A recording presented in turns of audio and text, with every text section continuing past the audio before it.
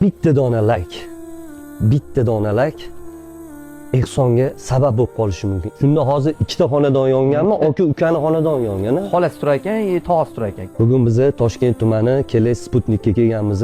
Yashashga bitta xonadon yo'q. Yashashga bitta.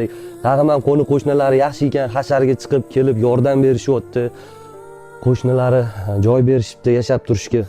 Mana shu xonadonimizdagi stroy materialda ishlaydigan akalarimiz bo'lsa, tunukami, to'sinmi, g'ishmi, xullas hech narsa qolmagan. Qo'lingizdan kelsa, stroy materialdan ham yordam bersanglar bo'ladi. Murod, mana qarang.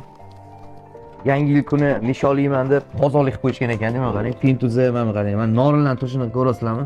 30-dekabrda mana norin yeymiz deb mana mevalarni olib kelib qo'yishgan, uzumlar turibdi. Qarang, hamma narsa kul bo'lib ketgan. Qarang.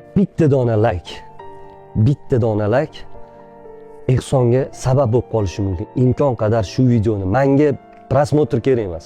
Layk, repost, отправка qilib shu videoni jo'natib bersanglar.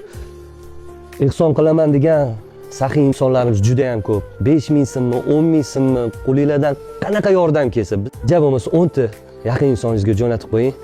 Masjidga tugib qo'ygani bo'ladi-yu baribir. Shu xonadon haqli deb hisobladim do'stlar.